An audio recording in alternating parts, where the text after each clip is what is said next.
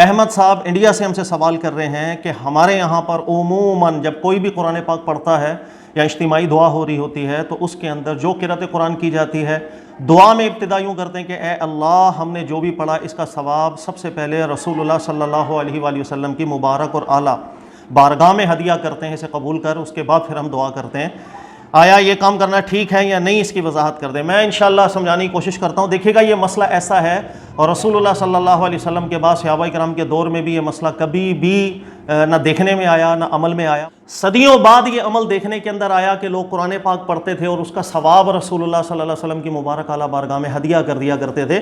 اوائل دور میں، سلف اور صالحین کے دور میں یہ بالکل ایک اجنبی فعل تھا، کبھی کسی نے پرفارم نہیں کیا۔ اب جب یہ کام ہونا شروع ہوا تو ظاہر ہے اہل علم ہمارے، ان کے سامنے جب یہ مسئلہ گیا تو اس کی تحقیقات کی گئیں کہ آیا یہ چیز ٹھیک ہے یا ہمارے دین میں کوئی ایک نئی چیز ہے جس کو ہم بدعت کہہ سکیں۔ تو اہل علم کی تحقیقات کے اندر دونوں موقفات سامنے آئے۔ میں دونوں بیان کرتا ہوں، دونوں کے دلائل بھی ذکر کر دیتا ہوں، اور یہ بھی بیان کر دیتا ہوں کہ مضبوط بات اس کے اندر کیا ہے۔ دیکھیے گا، کچھ اہل علم ایسے ہیں جیسے تقی الدین سبکی رحمۃ اللہ تعالیٰ علیہ، ان کے پاس جب یہ مسئلہ آیا کہ ہمارے یہاں پر اب قرآن پڑھتے ہیں یا کوئی بھی نیک عمل کرتے ہیں، اس کا ثواب رسول اللہ صلی اللہ علیہ وسلم کی مبارک بارگاہ میں ایصال ثواب ہم کرتے ہیں، ہدیہ کر دیتے ہیں۔ تو تقی الدین سبکی رحمۃ اللہ علیہ نے دو دلیلیں بنائیں، اور انہوں نے کہا کہ مجھے یہ کام جائز نظر آتا ہے، مجھے اس کام میں کوئی مسئلہ نہیں۔ پہلی دلیل انہوں نے یہ ذکر کی کہ حضرت عبداللہ ابن عمر، ان سے ایک روایت ہے کہ وہ رسول اللہ صلی اللہ علیہ وسلم کی طرف سے عمرہ کرتے تھے۔ نبی پاک علیہ الصلوۃ والسلام کی مبارک وفات شریف کے بعد عبداللہ ابن عمر نے عمرہ کیا نبی پاک علیہ السلام کی طرف سے۔ اسی طرح وہ ترمذی کی ایک روایت ہے، ابو داؤد بھی اسے لے کر آئے ہیں، اور مسند احمد بن حنبل میں بھی ہے کہ حضرت علی رضی اللہ تعالیٰ عنہ نے بھی نبی پاک صلی اللہ علیہ وسلم کی مبارک وفات شریف کے بعد قربانی کی تو ایک جانور نبی پاک علیہ السلام کی طرف سے کیا، یعنی نبی پاک علیہ السلام کے ثواب پہنچے رسول اللہ صلی اللہ علیہ وسلم کو، اس لیے تو کیا۔ یہ دو روایتیں انہوں نے ذکر کی، اور تیسری دلیل تقی الدین سبکی صاحب نے یہ بنائی کہ ہمارے یہاں پر جو صدقہ جاریہ جب ہم کرتے ہیں کسی میت کی طرف سے اور اس کو ثواب اس کا ملتا ہے، ہم دعا بھی کر سکتے ہیں کہ اللہ یہ میں نے نیک کام کیا، میں اس کا ثواب، اس کا جو اجر ہے میرے والد کو پہنچا یا کوئی بھی میت ہے اس کو پہنچا۔ تو وہ جو عمومی دلائل ہیں اس کے اندر بھی رسول اللہ صلی اللہ علیہ وسلم کی ذات مبارک کو ہم داخل کر سکتے ہیں، تو لہٰذا اس کے اندر کوئی حرج نظر نہیں آتا۔ تو تقی الدین سبکی رحمۃ اللہ علیہ کے بعد سے جن کو یہ دلیل زیادہ اچھی لگتی ہے جو تقی الدین سبکی صاحب نے بنائی، وہ اس مسئلے کو شاید اس لیے فالو کر رہے ہوتے ہیں کہ ٹھیک ہے، اللہ کے نبی علیہ السلام کی مبارک اور اعلیٰ بارگاہ میں بھی ایصال ثواب کر دیا جائے گا، کوئی حرج کی بات نہیں ہے۔ اچھا، اس کے مقابلے میں جو اکثریت علماء کی تھی، محققین علماء کی تھی، وہ ہمیشہ سے اس کام کو منع کرتے آئے ہیں کہ ہم کوئی بھی نیک عمل کریں اور اس کے لیے اس کے بعد ہم جب دعا کرتے ہیں کہ اللہ اس کا ثواب رسول اللہ صلی اللہ علیہ وسلم کی مبارک بارگاہ میں پہنچا دے، یہ چیز ادب نہیں ہے، بلکہ بہت سی چیزیں دیکھنے میں ادب لگتی ہیں لیکن حقیقت میں وہ ایک بلند اور اعلیٰ بارگاہ ہے جو رسول اللہ صلی اللہ علیہ وسلم کی، اس کی شایان شان نہیں بن رہی ہوتی ہے۔ اس میں شیخ ابن تیمیہ صاحب تھے، ابن حجر عسقلانی صاحب تھے، علامہ نووی رحمۃ اللہ علیہ آئے ہیں، اور بہت کثیر مالکی علماء اس میں داخل ہیں جن کا موقف یہ تھا کہ رسول اللہ صلی اللہ علیہ وسلم کی بارگاہ میں ثواب کا ہدیہ ادب کی بات نہیں ہے بلکہ بدعت بنتا ہے۔ وہ کیا دلائل بیان کرتے ہیں؟ وہ ذکر کرتے ہیں کہ عبداللہ ابن عمر کی بات کہ انہوں نے نبی پاک علیہ السلام کی طرف سے عمرہ کیا کا بغیر سند کے یہ روایتیں موجود ہیں۔ ہمارا دین ایسا نہیں جو کچی چیزوں کے اوپر ثابت کرتا ہو مسائل کو، لہٰذا یہ جو روایت عبداللہ ابن عمر کی ہے، جب اس کی سند ہی نہیں ہے، کس نے بات کی، کیوں کی، وہ ٹھیک تھی، سچ تھی، جھوٹ تھی، کچھ پتہ نہیں، ایسی کچی چیزوں سے ہم دین ثابت نہیں کرتے۔ اسی طرح ترمذی کی جو روایت ہے حضرت علی رضی اللہ تعالیٰ عنہ کے حوالے سے کہ انہوں نے قربانی کی اور رسول اللہ صلی اللہ علیہ وسلم کی طرف سے، تو یہ روایت بھی بالکل ٹھیک روایت نہیں ہے، بلکہ اس کی سند میں ہی ایسا عیب ہے کہ متن میں تو بعد میں جائیں۔ سند کے اندر ایک راوی ہے شیخ عبداللہ، وہ مجہول ہے، جس کا پتہ ہی نہیں بندہ کون ہے۔ اس کے علاوہ کچھ راوی اس میں ایسے بھی ہیں جن کا حافظہ ٹھیک نہیں، وہ نہ جانے کیا بات کرتے ہیں اور کیا انہوں نے سنا ہوتا ہے۔ لہٰذا اس روایت کو بھی محققین علماء کا اتفاق گزرا ہے کہ یہ روایت کی سندیں جتنی بھی ہیں، ابو داؤد کی ہو، مسند احمد بن حنبل کی ہو یا ترمذی کی ہو، کوئی بھی اس کے اندر سند اس قابل نہیں ہے کہ ہم اس بات کو قبول کر سکیں۔ لہذا جن روایتوں سے استدلال بنایا گیا ہے وہ روایتیں ہی اس قابل نہیں ہیں کہ ہم اس سے کوئی شرعی مسئلہ مستدل کریں۔ دوسری بات کہ جو عمومی دلائل ہیں کہ آپ کسی بھی میت کی طرف سے صدقہ جب کرتے ہیں، صدقہ جاریہ کرتے ہیں، اس کو اجر ملتا ہے، ان عمومی دلائل کے اندر رسول اللہ صلی اللہ علیہ وسلم کی مبارک اور اعلیٰ ذات کو داخل کرنا بالکل ٹھیک نہیں ہے۔ اس کی اصل سمجھے وہ یہ ہے کہ اللہ کے نبی صلی اللہ علیہ وآلہ وسلم کی ایک بڑا مقام ہے اللہ کی بارگاہ میں، اور نبی پاک علیہ الصلوۃ والسلام کے جو امت پر حقوق ہیں وہ اللہ تعالیٰ نے قرآن میں بالکل واضح فرما دیے ہیں، اور اللہ کے نبی علیہ الصلوۃ والسلام نے بھی اپنے مبارک اقوال سے متعین فرما دیے ہیں۔ اور جہاں تک آخرت کی بات ہے، اللہ تعالیٰ نے بشارتیں بھی دی ہیں، وَلَلْآخِرَةُ خَيْرٌ لَكَ مِنَ الْأُولَىٰ، کہ آخرت کا معاملہ ہر لمحہ آپ کے لیے اولا ہوتا چلا جائے گا اس دنیا کے مقابلے میں۔ تیسری بات یہ کہ رسول اللہ صلی اللہ علیہ وآلہ وسلم کے حقوق سے متعلق اللہ بیان کرتا ہے صلو علیہ وسلموا تسلیما، کہ آپ درود پڑھیں رسول اللہ صلی اللہ علیہ وسلم پر اور سلام پڑھیں۔ اسی چیز کو اللہ کے نبی علیہ السلام نے نماز میں بھی رکھ دیا۔ جب ہم نماز پڑھتے ہیں السلام علیکہ ایھا النبی، ہم سلام پڑھتے ہیں، اللہم صلی علی محمد، ہم درود بھی پڑھتے ہیں۔ تو جو حقوق متعین کیے گئے مسلمان اس پر عامل بھی ہیں الحمدللہ۔ اچھا، اس کے علاوہ جو دیگر عمومی دلائل ہیں اس میں نبی پاک علیہ الصلوۃ والسلام کو قیاس کر دینا اور انہی عمومی دلائل کے اندر لے کر کے آ جانا، یہ چیز مناسب اس لیے نہیں ہوتی ہے کہ آپ دیکھیں اللہ کے نبی صلی اللہ علیہ وآلہ وسلم کے لیے صحابہ اکرام کا جو طرز عمل رہا وہ بالکل ایسا نہیں تھا کہ وہ نبی علیہ الصلوۃ والسلام کو دیگر لوگوں پر قیاس کر لیں۔ یہ ایک بہت بڑی غلطی ہوتی ہے ہماری کہ ہم ایک بہت اعلیٰ بارگاہ جو ہے اس کو ہم قیاس کر دیتے ہیں۔ دیکھیے گا کہ نبی پاک علیہ السلام کی مبارک ذات کو دیگر پر قیاس نہ کیا جائے، قرآن اس کی بار بار تعلیم دیتا ہے۔ جیسے قرآن پاک ذکر کرتا ہے کہ رسول اللہ صلی اللہ علیہ وسلم کی مبارک بارگاہ میں جب گفتگو کی جائے تو وہ پکارنے کا انداز اس طرح نہیں ہونا چاہیے جیسے آپ لوگ عام طور پہ پکارا کرتے ہیں۔ نبی پاک علیہ الصلوۃ والسلام کی رفعت مقام کے حساب سے اللہ تعالیٰ نے ندا کرنے کے لیے بھی آداب ذکر کر دیے۔ نبی پاک علیہ السلام کے مبارک گھر میں کسی کو جانا ہو تو وہ انتظار کرے، قرآن پاک نے اس کے بھی آداب ذکر کیے۔ رسول اللہ صلی اللہ علیہ وسلم کی مبارک بارگاہ میں جب گفتگو کی جائے، عام لوگوں کی طرح گفتگو کرنے کی اجازت اللہ نے نہیں دی۔ اللہ نے ذکر فرمایا یہ مبارک بارگاہ ہے اللہ کے نبی علیہ السلام کی، آواز پست رکھ کے بات کی جائے۔ اسی طرح قرآن پاک میں بے شمار آیات ہیں کہ جس کے اندر اللہ کے نبی صلی اللہ علیہ وسلم کو قرآن ایک درس دیتا ہے کہ عام لوگوں پر قیاس نہ کیا جائے۔ یہ مبارک بارگاہ ہے اور رسول اللہ صلی اللہ علیہ وسلم کی اس بارگاہ کے احکامات یہ ہیں کہ انہوں نے اللہ کا پیغام آپ کو پہنچانا ہے، اللہ کے احکامات آپ کو پہنچانے ہیں، اللہ کے احکامات پر عمل کر کے آپ کو دکھانا ہے،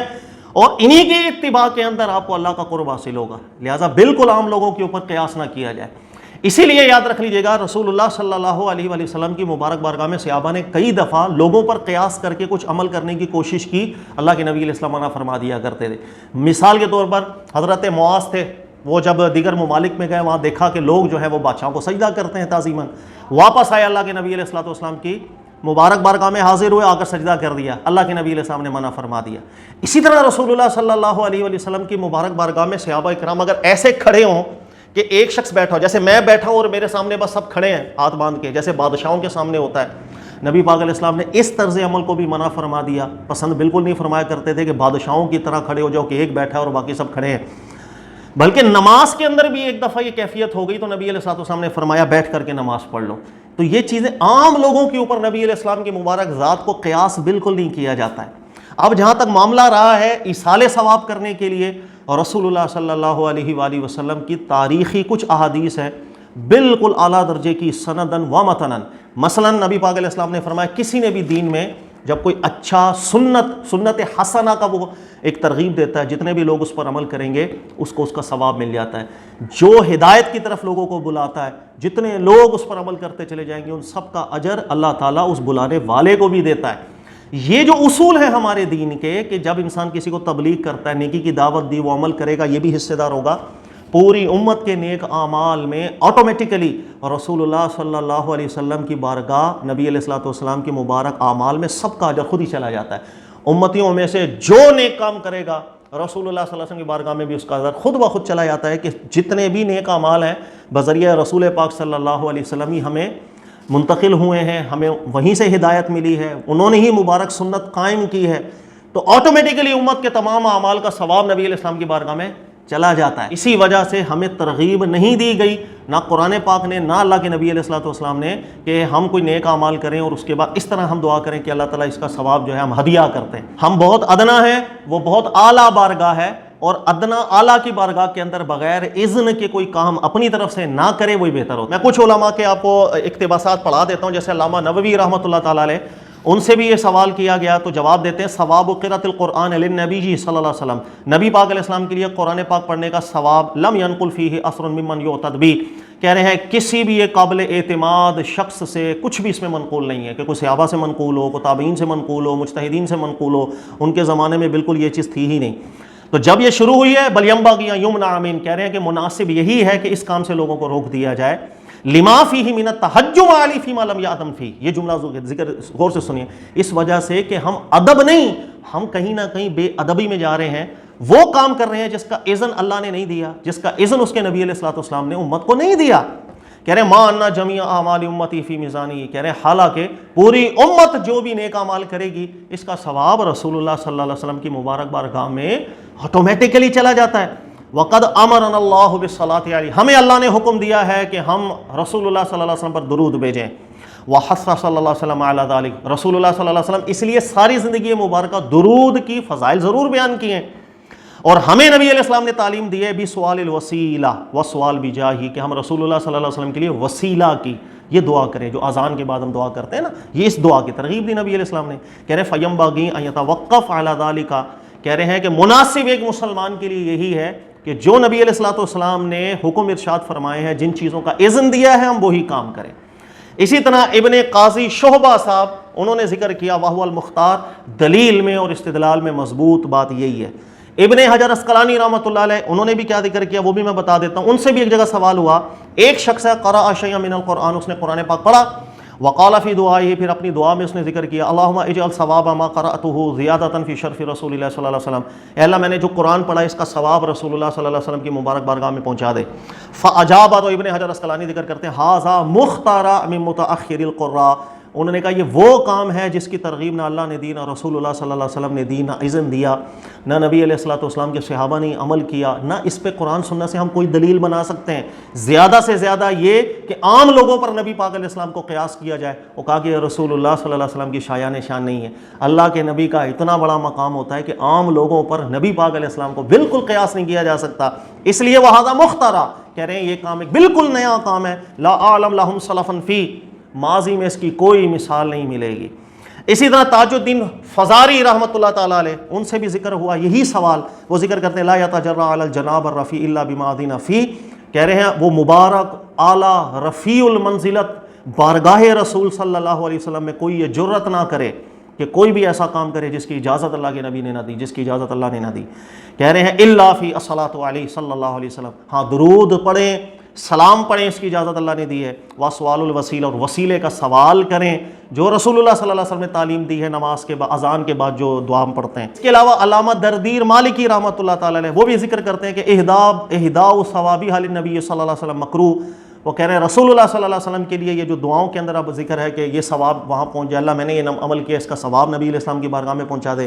کہہ رہے ہیں ادب کی بات نہیں ہے بلکہ ناپسندیدہ چیز لگ رہی ہے۔ اور اگر دلائل کا جائزہ لیا جائے تو تقی الدین سبکی رحمۃ اللہ علیہ نے جو دلائل قائم کیے ہیں وہ کمزور لگتے ہیں، لہذا یہ مسئلہ کو اجتہادی نوعیت کا نظر نہیں آتا، یہ خطا پر مبنی مسئلہ مجھے نظر آتا ہے، اور جہاں اجتہاد کا تعلق ہو وہاں تو ٹھیک ہے، لیکن جہاں خطا نظر آ رہی ہو تو اس مسئلے سے اجتناب کرنا ہی بہتر ہوتا ہے۔ اس کی وجہ یہ کہ جنہیں روایتوں سے استدلال کیا گیا، روایتیں بھی صحیح نہیں، پھر رسول اللہ صلی اللہ علیہ وسلم کی مبارک بارگاہ کو ہم قیاس کریں عام لوگوں کے اوپر، یہ ادب نہیں بنتا، بالکل ادب نہیں بنے گا۔ اس وجہ سے درست مسئلہ یہی ہے، اللہ کے نبی صلی اللہ علیہ وسلم کی مبارک بارگاہ کے اندر جب ہم ثواب کا ہدیہ کر رہے ہوتے ہیں تو یہ ادب نہیں بنے گا۔ اللہ تعالیٰ زیادہ جانے، سمجھنے کی توفیق دے۔ احمد بھائی امید ہے آپ کو مسئلہ سمجھ میں آ گیا ہوگا۔ ایک چیز میں اور ذکر کر دوں، ہمیں بہت سے سوالات ایسے ملے ہیں، میں بتا دیتا ہوں کہ امام مہدی کے حوالے سے، دجال کے حوالے سے، حضرت عیسیٰ کریم علیہ الصلوۃ والسلام کے نزول کے حوالے سے، یہ کچھ بڑے ٹاپکس ہیں جو مجھے بار بار سوالات اس کے موبائل پہ بھی ہمیں ریسیو ہوتے چلے جا رہے ہیں، کامنٹس کے اندر بھی، میں بھولا نہیں ہوں، انشاءاللہ آپ سب کے سوالات کے جوابات میں دوں گا۔